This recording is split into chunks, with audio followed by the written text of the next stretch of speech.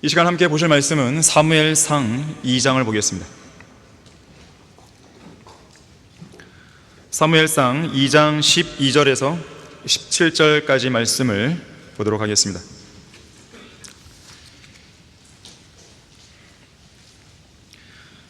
자, 12절에서 한편 엘리의 아들들은 벨리알의 아들들이라. 그들은 주를 알지 못하더라.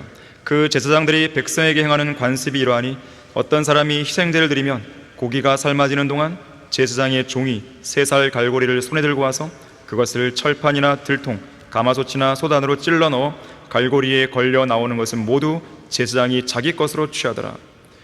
탐욕을 부리는 것이죠. 그들이 실로에서 그곳에 온 모든 이스라엘인들에게 그렇게 행하더라. 또한 그들이 기름을 태우기 전에 제사장의 종이 와서 제사 드리는 사람에게 말하기를 제사장을 위하여 구울 고기를 달라. 내게 삶은 고기를 원치 아니하고 날고기를 원하신다 하였으며, 기름을 태우기 전에, 그러니까 하나님께 번제를 드리도 전에 제물을 취해버리는 거예요. 사악한 짓이죠. 만약 어떤 사람이 그 종에게 말하기를 사람들로 기름을 반드시 지금 태우도록 하고 그 다음에 내 혼이 원하는 만큼 가져가라 하면 그가 대답하기를 아니라 당장 그것을 내달라. 그렇지 않으면 내가 강제로 빼앗아 가리라 하더라. 그러므로 이 젊은이들의 죄가 주 앞에 심히 컸으니 이는 그들이 죽게 드리는 제물을 멸시함이라. 자, 말씀을 위해 다 같이 기도하겠습니다. 고마우신 아버지 하나님, 아름다운 교회에서 영과 진리로 경배를 드릴 수 있는 소중한 특권을 주셔서 감사합니다. 우리의 마음을 주님 한 분만으로 가득 채워주십시오. 우리의 생각이 세상 한가운데서 방황하지 않도록 해주시고 하나님 한 분께로, 또 이 시간 선포되는 말씀 한가운데로 집중할 수 있도록 도와주시기 원합니다. 마귀가 어떠한 형태로든지 이 예배를 방해하지 못하도록 막아주십시오. 살아있는 이 말씀이 살아있는 이 강단에서 선포되어 나갈 때 살아계신 하나님께서 강력하게 역사해 주셔서 우리 안에 효과적으로 열매를 맺을 수 있는 기반이 형성되게 해주십시오. 모든 걸 주님께 부탁드립니다. 주 예수 그리스도 이름으로 기도했습니다. 아멘. 벨리알의 벨리알의 아들들이라는 제목으로 설교하겠습니다. 자, 우리의 자녀들은 하나님께서 선물로 주신 유업이기 때문에 자녀들로 하여금 하나님을 온전히 섬기고 진리를 실행하며 살도록 가르쳐야 됩니다. 귀한 자녀들을 세상을 위해 살도록 만들지 마십시오. 하나님의 자녀들은 풍성한 그리스도인의 삶을 살아야 할 특권이 있습니다. 다른 집 아이가 누군가에 의해 납치되는 것에 대해서는 심히 안타까워하면서도 정작 자신의 자녀들이 사탄에게 유괴당하는 것은 그저 멀뚱멀뚱 바라보고만 있지는 않습니까? 부주의하고 무책임한 게으른 부모가 되어서 하나님께서 맡기신 자녀들을 이 세상의 신인 마귀와 악한 현 세상에 빼앗겨서는 안 되는 것입니다. 아름답고 행복한 가정, 그리고 소중한 간증과 기도 응답이 넘치는 가정을 원하는 부모라면 자녀들을 잘 지키고 양육할 수 있는 지혜와 능력을 달라고 하나님께 기도해야 되는 것이죠. 잠언 22장 6절에 보게 되면 아이를 그가 마땅히 가야 할 길로 훈육하라. 그리하면 그가 늙어도 그 길을 떠나지 아니하라고 말씀합니다. 자녀 양육에 관한 한 최고의 훈육은 하나님을 첫째로 사랑하고 두려워하는 자녀들로 만드는 것입니다. 세상에서 잘 성공할 수 있는 그런 자녀를 만드는 것이 최고의 훈육이 아니에요. 세상의 인본주의적 가치관이 아니라 성경적 가치관으로 자녀들을 양육해야 되는 것이고 하나님을 사랑하고 하나님을 두려워하는 법을 그들에게 가르쳐야 됩니다. 언제 어디서든지 예수 그리스도를 공개적으로 고백해서 내가 누구를 두려워하고 있고 어떤 분을 절대적으로 신뢰하고 있는지를 당당하게 보일 수 있는 그런 자녀들로 만들어야 됩니다. 나의 가치관은 무엇에 근거하고 있고 그에 따른 생활 자세와 태도는 어떠한지, 나의 인생의 기준은 무엇인지 주위 사람들에게 담대하게, 용기 있게, 분명하게 제시할 수 있도록 가르쳐야 되는 것이에요. 물론 이것은 쉽지 않은 일입니다. 쉽지 않아요. 내가 낳은 자식이어도 항상 내 맘 같지는 않은 것이 자식의 문제죠. 반드시 실망하는 순간들도 생깁니다. 하지만 그렇다고 해서 양육을 포기해서는 안 됩니다. 내가 포기하는 순간 자녀들의 미래는 밝지 않은 거예요. 밝지 않은 정도가 아니라 없는 겁니다. 자녀들로 하여금 예수 그리스도를 신뢰하는 데 있어서 당당하라고, 절대로 세상 사람들과 타협해서는 안 된다고, 그들 앞에 굴복하거나 위축되면 안 된다고 가르치는 부모가 되어야 되는 것이죠. 오늘 본문에 등장하는 엘리에게는 두 아들이 있었습니다. 엘리는 이 두 아들을 제대로 양육하지 못했어요. 그들을 올바르게 성경적으로 하나님을 첫째로 사랑하고 두려워할 줄 아는 그런 자녀들로 가르치지 못한 거예요. 그 결과는 무엇입니까? 이들은 제사장들이었음에도 불구하고 하나님의 신실한 제사장들이 되지 못했고 도리어 벨리알의 자식들이 되고 만 것이죠. 사무엘상 1장 3절에 의하면 이들의 이름은 홈니와 피느하스입니다. 주의 제사장들로 불릴 만큼 하나님의 거룩한 직분을 맡고 있었어요. 그들의 아버지 엘리도 제사장이고 그들 자신도 제사장들이에요. 하지만 이들은 마귀의 하수인이 되어서 가증하고 더러운 죄들을 일삼았던 것이죠. 벨리알이란 이름의 뜻이 뭡니까? 무가치하다는 것이요, 무모하다는 것이요, 무법 상태에 있다는 것입니다. 하나님의 법이 있는데 그걸 무시해버리는 거예요. 사탄을 지칭하는 여러 이름들 중 하나가 바로 벨리알입니다. 성경에는 벨리알의 아들들, 벨리알의 자식들 종종 등장하죠. 신명기 13장에는요 벨리알의 자식들을 완전히 진멸시켜야 하는 명령이 나옵니다. 한번 찾아보겠습니다. 신명기 13장입니다.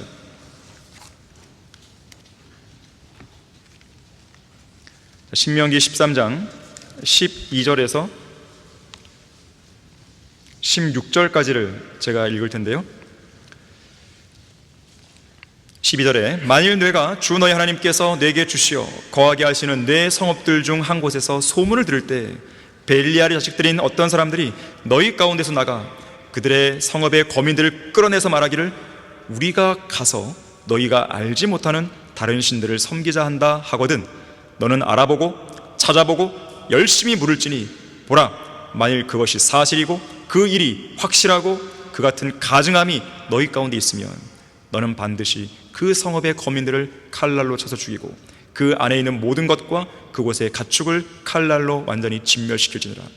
너는 거기에서 취한 모든 탈취물을 거리 한가운데 모아놓고 그 성읍과 거기서 나온 모든 탈취물을 전부 주 너희 하나님을 위하여 불살을지니 그 성읍이 영원히 더미가 되어 재건되지 않을 것이라.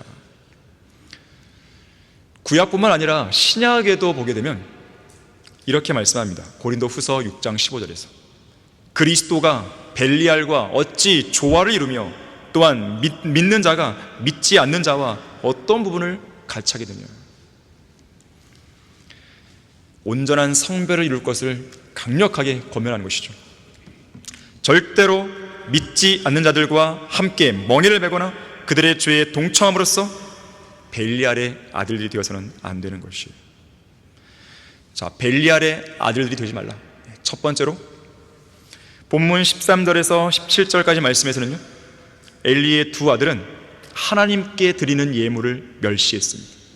백성들이 주님께 드리는 제물을 멸시한 거예요. 17절 말씀을 다시 보십시오. 그러므로 이 젊은이들의 죄가 주 앞에 심히 컸으니 이는 그들이 주께 드리는 제물을 멸시함이라. 이 구약의 율법 시대에 하나님께 드리는 제사로는 5가지가 있죠. 번제, 음식제사, 화목제, 속죄제사, 속건제가 있는데 이 5가지 제물을 드릴 때 여러 가지 이제 방식과 규례들이 있는데 이 하나님께 드리기 위해서 제단 위에다가 반드시 태워야 할 것이 있습니다. 어떤 짐승을 가져오면 반드시 태워야 할 것이 있고요, 또 한편으로는 그렇게 태워야 할 제물 외에 제사장들이 가질 수 있는 몫이 있었어요. 예를 들면 화목제를 드린다 했어요. 화목제, 제단 위에 태워진 모든 제물들을 하나님이 받으셨고 그 외에 흔들어 올린 가슴 부분이라든지 오른쪽 앞다리, 이 부분은 제사장들이 갖게 됩니다. 이건 하나님께서 그들에게 주신 거예요. 그때 이 제단 위에서 태우지 않은 나머지 모든 제물은, 그리고 제사장들의 몫이 아닌 나머지 부분은 그 제물을 바친 사람의 몫이 됩니다. 그러니까 3가지인 거죠. 하나님께 태워야 될 것이 있고, 그리고 제사장들의 몫이 있고, 나머지 것들은 이제 그 제물을 바친 사람의 몫이 됩니다. 화목제의 경우가 그런 거예요. 화목제의 경우에. 그래서 이 제물을 바친 당사자는 자기의 몫으로 돌아온 것에 대해서 혼자 먹지 않습니다. 자기 아들들, 딸들, 남종들, 여종들을 불러요. 심지어 레위인들까지 초대해서 함께 먹어요. 마치 잔치를 벌이는 것 같아요. 즐겁게 제물들을 먹으면서 함께 화목해 된 형제들 간의 아름다운 친교와 교제를 누리게 됩니다. 단 조건이 있어요. 그냥 집에 가져가는 게 아니라 성막 안에서, 주님 앞에서만 그렇게 할 수 있었습니다. 이것이 화목제에 관한 규례입니다. 자, 그런데 오늘 본문 13절 14절에 보게 되면 이 엘리의 두 아들은요, 율법에 따라 제사장들이 차지해야 할 몫인 흔들어 올린 가슴 부분이나 오른쪽 앞다리에만 만족하지 않고 다른 부위의 고기에 대해서도 욕심을 낸 거예요. 화목제물을 바친 사람에게 돌아가는 그 몫까지 강탈한 거죠. 앞서 언급했듯이 화목제물을 바친 그 사람은 여러 사람을 초대해서 아름다운 친교와 교제를 함께 누리면서 잔치를 즐기고 먹기 위해 냄비나 들통, 큰 솥에 고기를 넣어 삶게 됩니다. 하지만 그때 제사장의 종이 온 거예요. 3살 갈고리를 손에 들고 와서 솥 안으로 찔러 넣죠. 그리고 무작위로 갈고리에 걸려 나오는 모든 고기를 제사장이 가져간 거예요. 말도 안 되는 일이 벌어진 거예요. 백성들은 그들이 존경하는 제사장들이 지시한 조치이기 때문에 아무 말 없이 순종합니다. 거기 13절 앞부분에 보니까 그렇게 행하는 것이 당시에 관습이기까지 했습니다. 이상한 관습이죠. 제사장들이 불법으로 행한 관습이 율법의 권위보다 우위에 있게 된 것이에요. 심지어 여기에 만족하지 않고 15절 16절 보니까 하나님께 바치기 위해 제단 위에서 제물과 기름을 불태우기 전에 고기를 가져갑니다.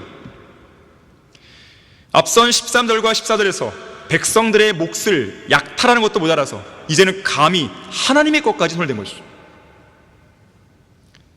제사장을 위해서 삶은 고기 이제 필요 없습니다. 너무 지겹습니다. 구울 고기가 필요하니까 아예 날 것을 주세요, 이러고 있는 거예요. 참으로 어처구니 없는 일이 벌어진 것이죠. 이들 벨리알의 아들들은 주님을 알지 못하는 사람들로서 자기들의 배를 하나님으로 섬기는 자들인 것이죠. 자, 그런 악행을 도저히 좌시할 수 없었는지 이번에는 백성들이요 16절에서 제재를 가합니다. 사람들로 기름을 반드시 지금 태우도록 하고, 즉 뭐예요? 하나님께 먼저 드리고 그 말이죠. 그 다음에 내 혼이 원하는 만큼 가져가라는 거예요. 하나님께 드리는 일이 먼저라는 것이죠. 그동안 자기들의 몫을 강탈해 간 것, 제사장이라는 그들의 지위를 생각해서 그냥 넘어갔지만, 아니 아직 하나님께 드리지도 않은 제물을, 또는 하나님께 드려야 할 제물을 빼내가는 것은 도저히 용납할 수 없다는 겁니다. 잘한 거죠. 사실 백성들을 가르치는 위치에 있는 제사장들이 백성들로부터 이런 꾸지람을 듣고 훈계를 든다는 것, 매우 부끄러운 일이죠. 수치스러운 일이죠. 하지만 제사장들의 종은 16절에서 막무가내로 행합니다. 막무가내. 아니라 당장 그것을 내달라. 그렇지 않으면 내가 강제로 빼앗아가리라. 하나님께서는 제사장들인 엘리의 두 아들의 이런 악행을 매우 불쾌하게 여기셨습니다. 본문 17절에서는 이 젊은이들의 죄가 주 앞에 심히 컸으니 이는 그들이 주께 드리는 제물을 멸시함이라고 기록하는 거예요. 엘리의 두 아들, 이 벨리알의 아들들은 주께 드리는 제물을 멸시하는 이런 악행을 행한 거예요. 자, 주님께 드리는 제물을 멸시했다는 것은 결국 뭡니까? 하나님을 멸시한 것이죠. 하나님의 명령과 그분의 말씀을 멸시한 것이죠. 그래서 사무엘상 2장 30절에서는 나를 존중하는 자들을 내가 존중하고 나를 멸시한 자들을 내가 소홀히 여기라고 경고하는 것이에요. 하나님을 멸시하는 사람은 하나님의 말씀을 멸시하게 되어 있습니다. 이러한 모습은 오늘날 배교한 교회들의 현실이기도 한 것이죠. 제멋대로 예배를 드리고 자기 멋대로 믿음의 생활을 하고 그렇게 주님을 섬기면서도 하나님을 잘 섬기고 있다고 착각하는 거예요. 이 땅의 교회들 대부분은 하나님을 존중하지 않습니다. 하나님을 사랑하지 않습니다. 오히려 그들은 하나님을 멸시하고 있습니다. 어떻게 그것을 알 수 있나요? 예수님께서 뭐라 하셨어요? 너희가 나를 사랑하면 나의 계명들을 지키라고 그랬어요. 그게 바로 사랑의 증거예요. 하지만 세상 교회들을 보십시오. 그들은 하나님께서 섭리로 보존하신 말씀을 지키지 못했습니다. 없음이라는 구절을 가진 성경을 쓰는 교회들은 말씀을 지키지 못한 교회들이죠. 그 말은 뭡니까? 예수 그리스도를 사랑하지 않는 거죠. 예수 그리스도를 멸시하고 있는 것이죠. 하나님께서는 바른 성경과 진리를 저버린 이 마지막 배교한 교회 시대의 교인들에게 영적인 기근을 보내셔서 그들을 심판하시는 것이죠. 이 배교한 라오디게아인들의 교회 시대에 대한 하나님의 평가는 무엇입니까?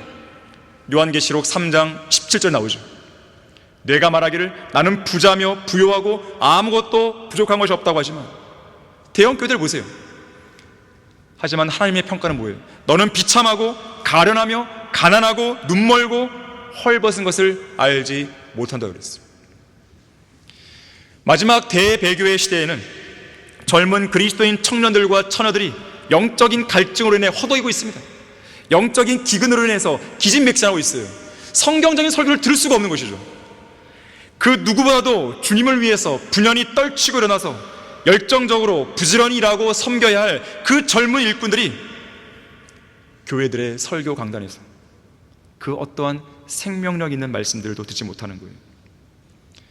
설교 강단에서 쏟아지는 종교적인 쓰레기들을 꾸역꾸역 먹느라 온갖 영적인 벽에 걸리는 것입니다. 극심한 영양실조에 시달리는 것이죠. 빌라도는 예수님께 물었어요. 진리가 무엇이냐? 진리이신 분을 앞에 두고 진리가 무엇이냐고 물은 거예요. 하지만 그는 진지한 질문이 아니었어요. 진지하게 질문했다면 그 답을 듣고 나가야 되잖아요. 답도 안 두고 나가버립니다. 예수님은 아버지의 말씀은 진리라 그랬어요. 하나님의 말씀이 없다면, 바른 성경이 없다면 진리도 없는 것입니다. 바른 성경이 없다면 진리가 없는 거예요. 하나님께서 섭리로 보존하신 한글 킹제임스가 없다면 진리도 없는 것이죠. 아모스 8장 12절 말씀처럼 오늘날 사람들은 진리를 찾기 위해서요, 바다에서 바다까지, 북쪽에서 동쪽까지 주의 말씀을 찾으려고 이리저리 달릴 것이나 그것을 찾지 못하고 있습니다. 바다에서 바다까지, 우리나라 동해에서 서해까지, 서해에서 남해까지, 남해에서 동해까지 부지런히 달려도 주의 말씀을 찾지 못해서 방황하는 것이죠. 북쪽에서 동쪽까지, 우리나라 최북단인 통일전망대에서 최남단인 마라도까지, 최남단인 마라도에서 최서단인 경렬 비열도까지, 최서단인 경렬 비열도에서 최동단인 독도까지 이리저리 달려보지만 그 어디에서도 진리를 찾을 수 없습니다. 선지자 다니엘은 마지막 때에 많은 사람이 이리저리 달릴 것이요 지식이 증거할 것이라고 예언했죠. 하지만 지식이 증가하면 뭐예요? 말씀들을 듣지 못하는 기근은 더 극심해지는데요. 네이버 검색창에 딱 두드리면 많은 지식들이 검색됩니다. 있으면 뭐합니까? 그걸 통해서 과연 진리를 깨닫는 사람이 몇 명이나 되는 것이에요. 그래서 사람들은 항상 배우지만 진리의 지식에는 결코 이르지 못하는 거예요. 사람들이 여기저기서 말씀들을 찾기 위해서 동분서주하고 있지만 정작 만나게 되는 것은 변개된 성경들과 쓸모없는 종교적이고 형식적인 쓰레기들과 엘리의 두 아들들 같은 가짜 목사들, 가짜 성경 교사들 뿐인 것이죠. 이런 자들은 교인들 위해 굴림해서 헌금이나 착복하고 강탈할 줄 알죠. 하나님과 그분의 말씀은 전혀 존중하지 않습니다. 그 교회에 전도지가 많냐, 헌금 봉투가 많냐, 이걸 보면 알 수 있어요. 그 교회에 전도지의 종류가 많냐, 아니면 헌금 봉투의 종류가 많냐, 이걸 보면 알 수 있는 거예요. 돈을 밝히는 교회인지 정말로 복음을 전하기 위해 애쓰는 교회인지 그냥 드러나는 것이에요. 아니, 모든 교회들이 다 그렇게 말하죠. 우리도 복음을 전합니다 이러죠. 정말로 복음을 전할지 보세요.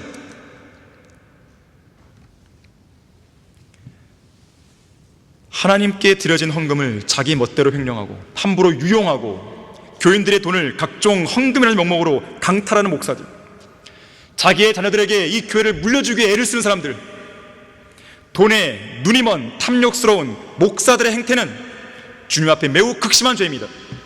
하나님은 그런 악행을 매우 불쾌하게 여기시는 거예요. 가장 큰 문제는 하나님과 그분의 말씀을 멸시한 것에 있습니다. 성경과 진리의 지식을 버리면 그것이 개인이든 국가든 타락과 멸망의 길로 나가는 것은 시간 문제입니다. 여러분이 바른 성경을 살았다는 사실에 감사하십시오. 바른 지식을 발견했다는 이 사실에 감사하셔야 돼요.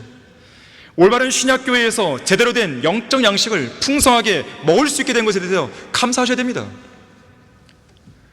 다른 외부에 있는 사람들은요, 이 교회의 설교나 강의를 자유롭게 듣지 못하는 것에 대해서 되게 힘들어해요. 언젠가 말씀드렸지만 어떤 사람은 들을 수 있는 게 없으니까, 또 제한적이니까 우리 교회에 기초 성경 공부 녹화된 것을 20번 돼요. 20번. 아니 그걸 똑같은 걸 왜 듣냐 이거죠. 들을 게 없어요. 근데 20번 들어도 늘 새롭다는 거예요. 늘 도전이 된다는 것이죠. 하지만 여러분들은 보세요. 기초 성경뿐만이 아니잖아요. 성경적인 설교와 강의를 주일만 들을 수 있는 게 아니라 이제는 KBBS가 돼 있어갖고 자유롭게 듣는단 말이에요. 연수원도 있죠. 우리 책도 있죠. 신학교도 있죠. 여러분이 마음만 먹으면 그야말로 풍성한 삶을 사는 것은 시간 문제예요. 하지만 풍요 속의 빈곤이라고, 풍요한데도 불구하고 이 환경을 잘 활용하지 않은 채 그저 그냥 빈곤한 채 살아가는 사람이 많다는 거죠. 안타깝습니다. 자, 벨리알의 아들들이 되지 말라. 두 번째로, 엘리의 두 아들은 음행과 간음을 자행했습니다. 자, 22절 보세요. 사무엘상 2장 22절. 엘리가 심히 늙었는데 그가 그의 아들들이 온 이스라엘에게 행한 모든 일과 회중의 성막문에 모인 여인들과 동침했다는 것을 듣고, 그야말로 엄청난 일이 벌어진 것이죠. 자, 이것은 오늘날 교회에 예배를 드리기 위해 모인 여인들과 음행과 간음을 저지르는 가증한 목사들에게 해당되죠. 오늘날 돈을 사랑하고 음행을 자행하는 자격 없는 가짜 목사들은 엘리의 두 아들들처럼 벨리알의 자식들이라는 것을 기억해야 됩니다. 그런 자들은 지금 당장 설교 강단에서 내려와야 돼요. 자, 그래서 저는요, 돈을 사랑하고 돈을 낭비하고 돈을 함부로 쓰고 결국 돈 때문에 문제를 일으킨 한 사람을 수요기도회 설교 강단에서, 솔로몬 성경 연수원 강단에서 내려오게 한 적이 있는 것입니다. 저는 목사의 아들이라고 봐주지 않습니다. 저는 성경 침례교회 담임 목사로서 성경적인 양심을 가지고 사역해야 될 사람이에요. 자, 오늘 본문에 나오는 엘리 제사장은 자기의 두 아들이 엄청난 범죄를 저질렀다는 것을 듣고는 23절, 24절에서 이렇게 꾸짖습니다. 어찌하여 너희가 그런 짓을 하였느냐? 내가 너희의 악한 행실들을 이 온 백성에게 듣노라. 내 아들들아 그리 말라. 내가 좋지 않은 소문을 듣나니 너희가 주의 백성으로 범죄케 하노라. 하지만 잘 보세요. 이렇게 꾸짖었지만 그의 두 아들이 저지른 범죄가 간음죄였다는 것을 감안한다면 엘리의 책망은 너무나 한심하고 물러터진 책망이었어요. 왜 그런지 아십니까? 구약의 율법 시대에요, 간음죄는 살인죄와 더불어서 그 죄를 속죄하고 용서받을 수 있는 속죄제물이 없습니다. 그럼 어떻게 돼요? 죽어야 되는 거예요. 사형에 해당하는 죄입니다. 율법에 따르면 무조건 죽여야 하는 것이 율법의 원칙이에요. 그래서 레위기 20장 10절에서 다른 사람의 아내와 간음하는 자, 즉 자기 이웃의 아내와 간음하는 자는 그 간음한 자와 그 간음한 여자를 반드시 죽일지니라. 속죄죄가 없어요. 자, 엘리는 두 아들을 그저 책망하고 꾸짖는 데서 멈추면 안 되는 것이죠. 보다 더 강력한 조치가 필요했습니다. 엘리는 분명 과거에 아론의 아들들인 나답과 아비후가 하나님께서 명령하시지 않은 다른 불을 주님 앞에 들였다가 주님 앞에서 죽은 일을 알고 있었을 것이에요. 자, 그런데 지금 그의 두 아들이 저지른 범죄는 그보다 더 심각한 죄인 간음죄입니다. 간음죄는 반드시 죽여야 됩니다. 엘리가 하나님의 율법을 존중하고 하나님의 율법을 멸시하지 않고 정직한 제사장이고 양심적인 재판관이었다면 율법에 따라서 그의 두 아들을 죽였어야 된 것이죠. 이것은 책망하고 꾸짖는 것으로 끝낼 문제가 아니었습니다. 엘리는 마땅히 그의 두 아들에게 이렇게 말했어야 되는 것이죠. 너희들은 죄를 지었다. 다른 누구도 아닌 주 하나님을 거역해서 아주 극심한 죄를 지은 것이다. 너희들은 주 하나님을 멸시했고 하나님의 율법을 거슬렀으며 주의 계명을 업신여겼고 특히 너희들이 저지른 간음죄는 어떤 희생제물로도 속죄할 수가 없다. 이제 나는 율법에 따라 너를 죽여야만 한다. 비록 내가 늙은 노인이지만 나는 이스라엘 백성들의 제사장이자 재판관으로서 너희를 율법에 따라 판결할 것이다. 레위기 20장 10절의 말씀에 따라 너희를 죽이겠다. 만약에 엘리가요 이 두 아들을 살리고 싶었다면 최소한 다윗이 그랬던 것처럼 그 두 아들에게서 상한 영과 참여하는 마음 정도는 끌어냈어야 되는 거예요. 다윗이 어땠습니까? 다윗은 밧세바와 간음했죠. 우리아를 죽였죠. 다윗은 간음죄와 살인죄를 저지르는 거예요. 그때 하나님께서 나단 선자를 보내십니다. 강력하게 책망하죠. 그때의 다윗은 곧바로 엎드립니다. 상한 영과 참여하는 마음으로 하나님께 나아가서 용서를 구한 거예요. 그리고 하나님의 자비를 구합니다. 만약에 속죄 제물이 있었다면 당장 제물을 드리죠. 근데 어차피 이건 죽어야 되는 죄입니다. 다윗도 그걸 알았어요. 방법이 없습니다. 그래서 하나님께 자비를 구한 거예요. 그때 하나님께서는 다윗의 확실한 자비를 베푸시죠. 만약에 엘리도 필요했다면 다윗과 같은 그런 마음의 자세가 이 두 아들에게 나올 수 있도록 했어야 되는 것이에요. 하지만 두 아들이 진실로 참여하고 회개했다 하더라도 그들이 살고 죽는 것은 하나님의 손에 달리는 것이죠. 하나님이 자비를 베푸면 사는 것이고 그렇지 않으면 역시 죽는 거죠. 자, 그렇게 해서야 되는 겁니다. 하지만 엘리는 두 아들을 너무나 사랑했는지 아니면 자기의 뒤를 이어 제사장이 될 사람이 없는 것이 염려가 되었는지 아니면 엘리 역시나 하나님과 그분의 율법을 무시하는 제사장이었는지 우리는 정확한 이유를 알 수 없지만 그는 두 아들의 극심한 죄에 대해서 너무나 물러터진 훈계를 하고 말았습니다. 결국 이 두 아들은 어떠한 회개도 없었어요. 상한 영, 참여하는 마음 없었습니다. 오히려 벨리알의 자식들인 이들은 아버지의 음성에 대해 들은 채 만취하며 콧방이나 낀 것이죠. 결국 이들은 하나님의 심판을 자초하고 말죠. 하나님께서 그들을 죽이시기로 작정하신 것입니다. 자, 우리는 이 시점에서요 한 가지 질문을 떠올립니다. 아니 아무리 그래도 그렇지 어떻게 제사장의 아들들이, 그것도 자기들도 제사장들인 자들이 본문 12절 말씀처럼 벨리알의 아들들이 되어서 주님을 알지도 못하는 그런 자들이 될 수 있었을까 싶잖아요. 하지만 이런 일은요 세상에서 비일비재하게 일어납니다. 아버지가 훌륭하다고 해서 반드시 아들도 훌륭한 법은 없습니다. 더 나아가서는 훌륭한 아버지를 뛰어넘는 훌륭한 아들도 거의 없다는 것이 우리가 마주하는 현실이에요. 제자가 스승을 뛰어넘는 일은 종종 있어요. 하지만 아들이 아버지를 뛰어넘는 일은 잘 보이지 않습니다. 피터 러크먼 목사님이 그의 스승이었던 밥 존스 시니어 목사님을 뛰어넘었지만 밥 존스 시니어 목사님의 아들과 그의 손자를 보세요. 밥 존스 2세, 3세. 자, 그들은 킹제임스 성경을 버린 것이고 결국 밥 존스 목사님의 그런 소중한 사역을 망쳐놓은 것이죠. 배교자가 된 것입니다.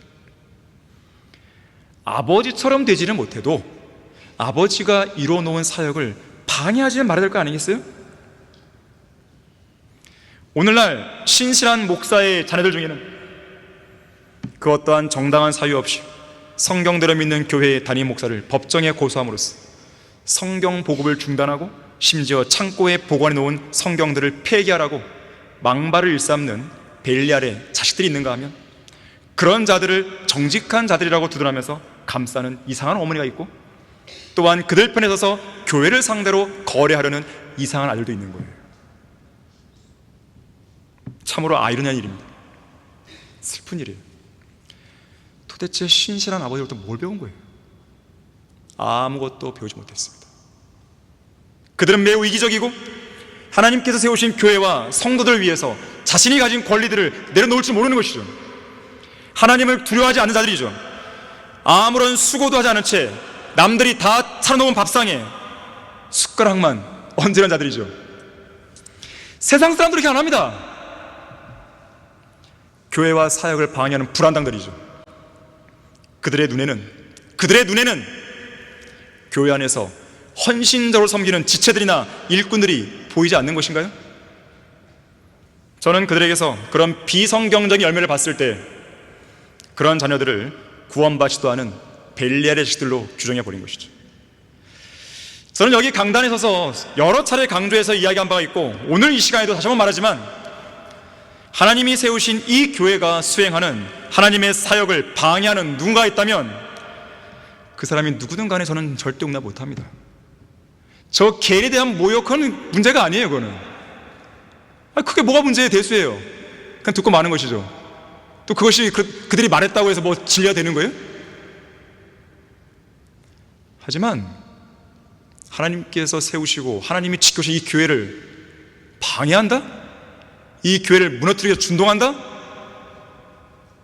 저는 이 교회를 지켜야 될 사람으로서 가만 안 놔둡니다. 영적인 문제에 관한 한 저와의 어떤 친분도 하나님과 주님의 말씀과 교회의 사역보다 앞설 수 없어요. 언젠가 말씀드렸잖아요. 저는 이 교회 안에서 저와 가장 친했던 백정현이 교회의 권위에 대적하고 말도 안 되는 프레임을 씌워서 영적 권위자를 폄하했을 때 저는 비록 가슴이 아팠지만 저 스스로 그 배교자 백정현을 예리한 칼로 도려낸 것이죠. 저는 앞으로도 우리가 이성호 목사님을 통해 전수받은 이 소중한 사역과 우리의 아름다운 교회를 굳건히 지키기 위해서는 그렇게 할 것입니다. 자, 그렇게 하는 것이 제가 이 교회의 담임 목사로서 하나님을 첫째로 사랑하는 길이고 또 그렇게 하는 것이 이 교회에서 열심히 수고하고 섬기는 신실한 여러분 모든 성도들을 사랑하고 지키는 길이기 때문에 그런 거예요. 자, 이렇게 여러 번 이야기해도 못 알아듣는 사람이 있다면 저는 방법이 없어요. 제가 오래 참음과 인내 어린 설득으로 제가 유지해왔던 그 기도의 끈을 놓을 수밖에 없는 거죠. 그것이 뭐예요? 뜻이 사탄이 넘겨주는 거예요. 이홍남이 완전히 이상한 말 했을 때 제가 얘기했단 말이에요. 내가 지금 이 순간으로 너를 사탄이 넘겨준다고. 사탄이 넘기는 게 무슨 뜻입니까? 고린도전서 5장에서 배웠잖아요. 까먹었습니까? 기도 안 하기 때문에. 기도 안 하기 때문에 그런 거예요. 기도를 왜 안 해줄까요? 저주하기 위해서? 돌아오게 하기 위해서죠. 그래서 고린도전서 5장에 보게 되면 자기 어머니를 취한 음행한 그 아들 있잖아요. 그를 사탄에 넘겨줬어요. 그랬더니 이 사람이 회개한 거죠.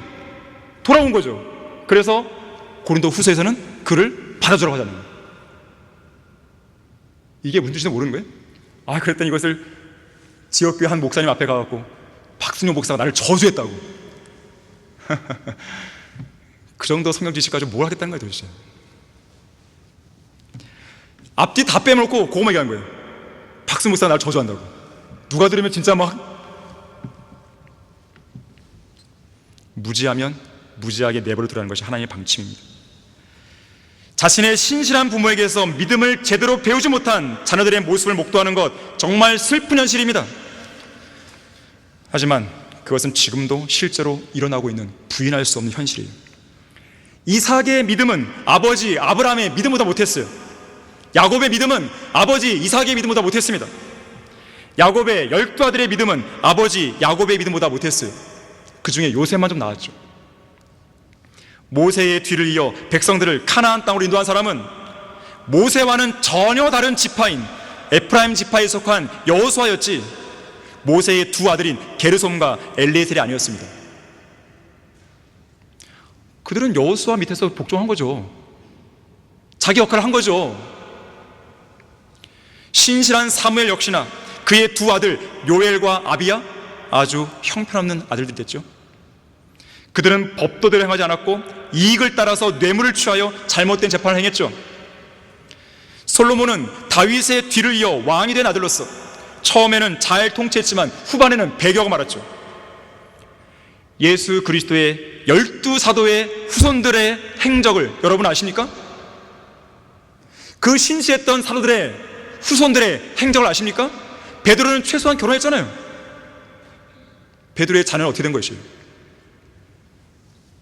D.L. 무디의 자녀들은 어떻게 됐습니까? 찰스 펄전, 요한 웨슬리, 찰스 피니, 조나단 에드워즈 등의 신실한 설교자들의 자녀들은 어떻게 됐습니까?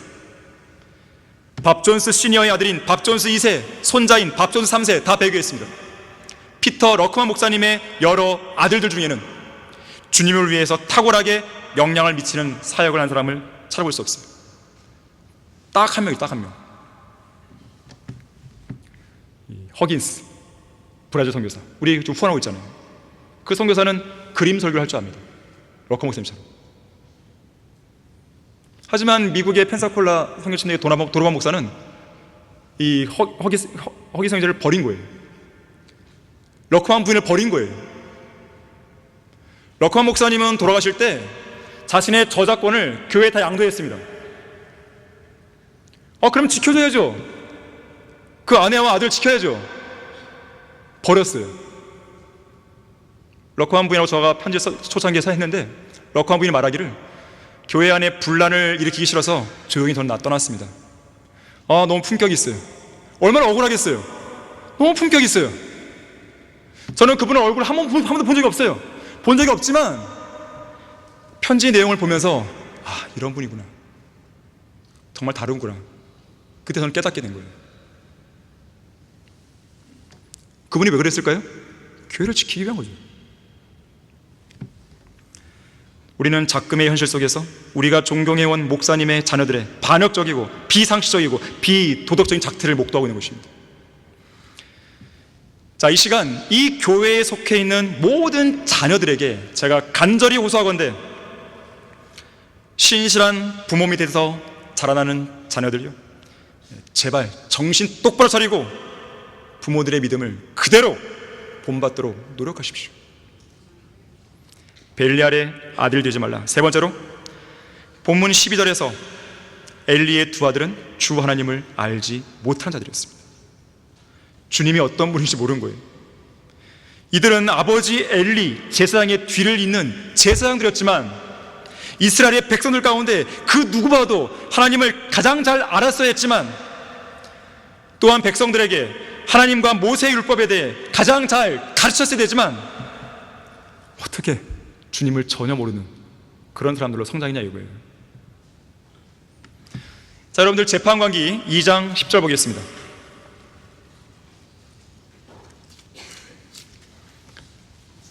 재판관기 2장 10절 보겠습니다.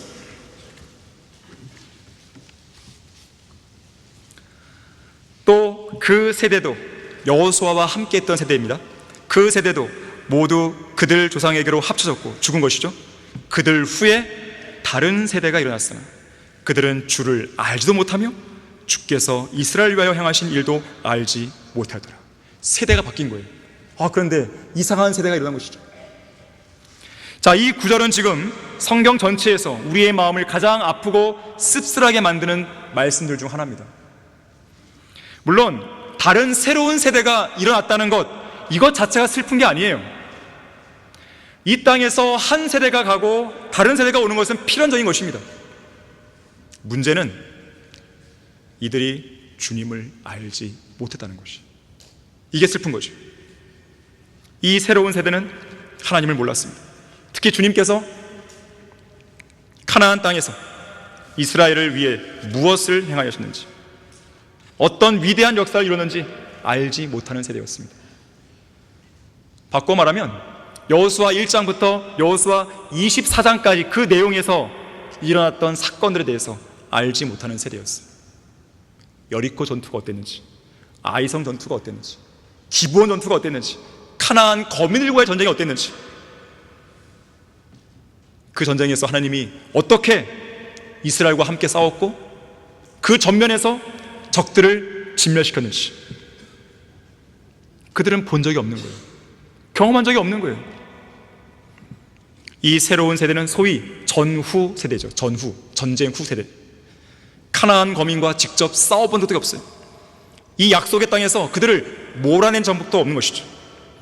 위대한 승리를 말씀하신 하나님의 약속을 믿음으로 주장하면서 그들과 싸우며 전쟁터를 누벼본 경험이 전무했던 것이죠.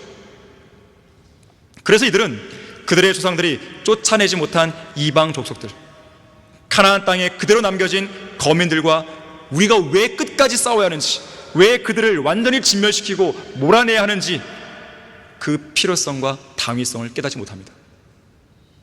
이 새로운 세대는 가나안 거민들과 굳이 힘들게 싸울 이유도 명분도 없는 것이죠. 그저 그들과 좋은 관계를 형성하고 적절하게 교류하고 타협을 하게 되면 좋은 거 아닌가? 이렇게 생각하는 거예요. 불필요한 갈등이나 분쟁을 일으킬 필요가 없다고 생각하는 것이죠. 결국 이것이 재판관들의 시대를 실패와 배교로 이끈 주된 요인이 된 것이에요. 자, 그렇다면 주님을 알지 못하는 세대가 왜 양산되는 것인가? 그 이유가 무엇인가? 호세아 5장에서는 그 이유가 음행의 영 때문이라고 말하는 거예요. 한번 보겠습니다. 호세아 5장 4절입니다.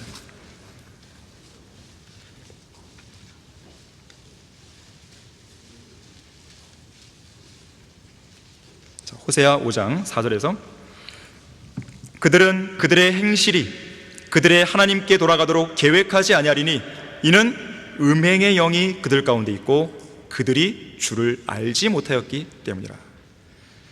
자, 여기서는 왜 하나님을 알지 못하는 것과 음행의 영을 결부시켜서 설명하는 것인가? 자, 성경에서 누군가를 알다라는 말의 기본적인 용례가 뭡니까? 남녀 간의 육체적인 관계죠. 어떤 여자가 남자를 안다, 모른다라고 했을 때 그것은 그 남자와 관계를 가졌다 그 말입니다. 혹은 가지지 않았다 그런 뜻이죠.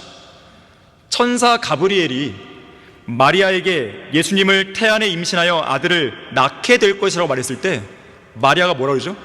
내가 남자를 모르는데 어찌 이런 일이 있을 수 있겠습니까? 그랬단 말이에요. 다시 말하자면 남편이나 아내는 하나님께서 자신에게 짝으로 맺어주신 배우자하고만 육체적으로 알아야 되는 것이죠. 만일 다른 아내나 다른 남편을 알았다고 한다면 그건 간음이고 음행이 되는 것이죠. 자, 구약에서 이스라엘은 영적으로 하나님의 아내죠. 자, 그런데 그런 이스라엘이 그들의 남편이신 하나님을 알지 못했다고 한다면 그건 결국 뭡니까? 다른 남편인 이방신들을 알았다는 것을 의미하게 되는 것이죠. 결국 그런 우상 숭배를 통해서 영적인 간음, 영적인 음행을 저지른 것이 되는 거예요. 다시 말해서 이들은 하나님을 첫째로 알고 첫째로 사랑할 대상으로 섬겨야 했지만 오히려 하나님을 버리고 가볍게 여긴 것이죠. 신명기 32장 15절 16절에서요 그러나 여수룬은 이스라엘입니다. 여수룬이 살찌자 걷어찼도다. 뇌가 살찌고 뇌가 굵어지고 뇌가 기름으로 덮이니 그가 자기를 지으신 하나님을 버렸고 자기 구원의 반석을 가볍게 여겼도다. 그들은 이방신들로 주께 질투를 일으켰으며 그들은 가증한 것들로 주께 진노를 일으켰도다라고 말씀하고 있는 것이죠. 자, 이처럼 음행의 영은 자기들의 구원의 반석이신 하나님을 우습게 여기는 그런 세대를 양산해내는 것이죠. 또한 음행의 영이 활동하는 곳에는 항상 실제적인 음행과 영적인 음행이 함께 자영되는 것이죠. 오늘날 대형교회 목사들 보세요. 대부분의 목사들이 헌금 횡령, 불륜, 음행으로 기소되거나 연루되어 있습니다. 왜 그런 실제적인 음행과 도덕적인 타락이 교회라는 곳에서, 특히 목사라는 자를 통해서 자영되고 있는 것인가? 음행의 영이 그들 가운데 있기 때문에 그런 거예요. 우선 그들은 하나님과 그분의 말씀인 성경을 가볍게 여김으로써 영적인 음행을 저지른 것이죠. 구약의 율법에서 음행한 아내를 이혼 증서를 써서 내보냈듯이 오늘날 배교한 교회들에게는 하나님께서 일종의 이혼 증서라 할 수 있는 변개된 성경들을 주신 것이죠. 그리고 그들로 하여금 세상과 결합하도록 아예 만들어버리신 거예요. 결국 그러한 거짓 목사들은 강단에서 성경의 중요성과 성경 말씀 자체를 가리키기는커녕 엉뚱한 교단 교리나 인간적인 전통들, 심지어 세상 학문이나 소설, 드라마, 영화 이야기나 하면서 농담이나 즐기고 인본주의적이고 세속화된 프로그램들에 전전긍긍하면서 바쁘게 시간을 낭비하다가 자기들은 물론 하나님을 알지 못하는 음행의 영에 사로잡힌 세대들을 계속 만들어내는 거예요. 우리 교회 청년부들 보세요. 다른 교회 청년들은 다 세상적인 걸로 놉니다. 우리 교회 청년들 보세요. 뭐 하나요? 복음을 전하러 갑니다. 다른 거예요. 왜 다를까요? 저들은 지금 음행의 영에 잡혀있는 거예요. 우리는 그 영을 쫓아낸 것이죠. 자, 왜 우리가 성경을 부지런히 가르치고 배워야 하는 것인가? 왜 우리가 성경 공부를 그토록 강조하는 것인가? 성경 지식만이, 성경의 진리만이 하나님을 올바르게 알게 해주기 때문에 그렇습니다. 성경 지식만이 하나님보다 다른 것들을 더 사랑하게 만드는 음행의 영을 몰아내게 할 수 있기 때문에 그런 거예요. 하나님의 말씀인 성경과 성경적 지식이 음행의 영을 이기는 힘을 공급해 줍니다. 음행의 영의 통제를 받으면 하나님의 지식을 거부하게 됩니다. 벨리알의 아들들이 되는 것이에요. 반대로 하나님의 지식으로 무장하면 음행의 영의 통제에서 벗어나서 성령님의 통제를 받을 수 있는 거예요. 호세아 4장 1절에서는 너희 이스라엘 자손들아 주의 말씀을 들으라. 주께서 그 땅의 거민들과 쟁론하시나니 그 땅에는 진리도 자비도 없고 하나님에 대한 지식도 없음이라 그랬어요. 하지만 이스라엘 백성은 주의 말씀을 들으려 하지도 않았고 알려고 하지도 않았습니다. 결국 하나님에 대한 지식을 거부함으로써 음행의 영을 따라 타락과 배교와 멸망으로 나아간 것이죠. 하나님의 지식이 부재하고 존중받지 못한 가정과 교회와 국가는 음행의 영적 음행을 말할 것도 없고 도덕적인 범죄와 타락이 극심하게 됩니다. 특히 가정 안에서 각종 환락과 쾌락을 전하는 TV와 스마트폰의 전파를 막지 못하면 교회와 국가가 하나님을 알지 못하는 세대들로 가득 차는 것은 시간 문제. 영적 음행이든 실제 음행이든, 자, 부모들은 그들 스스로가 음행의 영에 잡혀 있어도 안 되겠지만 그 다음 세대들인 자녀들이 음행의 영에 잡히도록 방치해두면 안 되는 것이죠. 자, 이 시간 우리가 살펴보는 사무엘상 2장의 제사장 엘리 역시 마찬가지였어요. 그는 그의 두 아들 홈리와 피나스가 음행의 영에 사로잡히는 것을 막지 못했습니다. 결국 그들은 오늘 본문 2장 12절의 말씀대로 하나님을 알지도 못하고 제사장 임무도 제대로 수행하지 못하는 벨리알의 자식들로 전락한 것이고 그들의 최후는 매우 비참하게 되는 것이죠. 엘리의 아들들은 나중에 죽잖아요. 필리스타인과 전쟁에서 죽게 되죠. 하나님의 언약궤도 빼앗기죠. 엘리 자신도 의자에서 넘어져 목이 부러져 죽죠. 그때 엘리의 며느리도 아들을 낳다가 아들의 이름을 이카봇이라고 하면서 죽잖아요. 이카봇이 뭐예요? 하나님의 영광이 이스라엘을 떠나버렸다는 것입니다. 비참하죠. 하나님의 영광이 떠난 자리에는 불명예와 수치만이 남습니다. 이것이 바로 하나님을 알지 못하는 세대들의 특징이에요. 결론적으로요, 하나님을 올바로 아는 성도는 결코 실족하거나 배교의 길로 접어들지 않습니다. 우리는 하나님을 올바로 아는 세대들을 지속적으로 양산해야 됩니다. 여러분 자신 스스로도 성경을 통해서 하나님을 알려고 부지런히 노력해들고 다음 세대에게도 하나님이 어떤 분이신지 성경을 통해 지속적으로 알려줘야 돼요. 가정 안에서 하나님을 알려줘야 할 책임이 부모들에게 있습니다. 자녀들은 부모로부터 하나님에 대해 배워야 할 의무가 있습니다. 이에 관한 좋은 사례가 바로 기도의 사람, 기도의 여인 한나와 사무엘이죠. 비록 사무엘은 어린 시절부터 부모님으로부터 떨어져서 성막에서 지내게 되지만 사무엘은 자기가 왜 무슨 이유로 성막에서 주님을 섬기는 제사장이 되었는지를 잘 알고 있었습니다. 어머니 한나가 매년 해마다 희생제를 드려올 때 사무엘은 어머니 한나를 만나게 되죠. 비록 짧은 만남이지만 그래도 어머니와 많은 이야기를 나눴을 것이에요. 사무엘에게는 어머니 한나의 기도와 믿음이 크게 영향을 미쳤을 것이에요. 마치 디모데가 할머니 로이스의 믿음과 어머니 유니케의 믿음으로부터 많은 영향을 받은 것처럼 결국 하나님께서는 대제사장과 재판관의 직분을 엘리의 후손들이 아닌 사무엘에게 주신 것이죠. 지금으로부터 8년 전인 2016년에는 미국에서 두 개의 큰 별이 졌습니다. 4월에는 러크마 목사님, 10월에는 잭칙 형제님이 하나님의 부르심을 받았던 거죠. 그 한 해에. 그리고 지금으로부터 2년 10개월 전인 2022년에는 이 나라 한국에서도 한 개의 큰 별이 진 것이죠. 한 세대가 지나가고 또 다른 세대가 오는 것은 누구도 막을 수 없는 필연적인 현실입니다. 지나간 이전 세대의 빈자리를 새로운 세대가 채우게 되어 있어요. 문제는 세대가 바뀌어도 하나님을 아는 지식, 하나님의 위대한 일을 경험한 실제 경험, 영적 전쟁에 대한 실전 지식과 경험, 그것이 여전히 그 자리에 남아있냐 이거예요. 이전 세대가 지나간 빈자리에 하나님을 알지도 못하고 하나님께서 행하신 일도 또 전쟁에 대해서도 알지 못하는 그런 새로운 세대가 일어나는 씁쓸한 상황이 벌어지면 안 됩니다.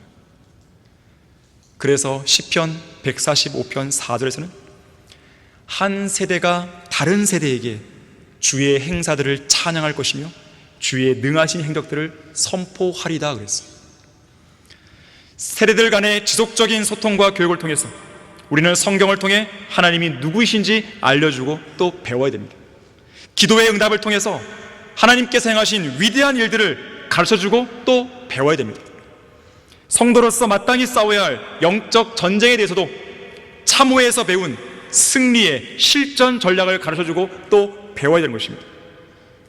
우리는 우리에게 단번에 전수된 성경적인 믿음을 지켜야 됩니다. 또한 그 믿음을 다음 세대에도 전수해야 됩니다. 후대들은 선대들로부터 배우려고 애를 쓰고 선대들은 후대들에게 좋은 본을 보이고 또 좋은 것들을 가르쳐주려고 애써야 됩니다. 그것도 반복해서 해야 되는 것이죠. 그렇게 할 때 하나님이 세우신 이 교회는 강성한 교회로 성장할 것이고 세대를 거듭하면서 전수되는 그 믿음의 유산은 간증으로 가득 찬 한편의 대서사시로 엮어져서 하나님 앞에 위대한 찬양의 노래로 불리게 될 것입니다. 자, 기도하겠습니다.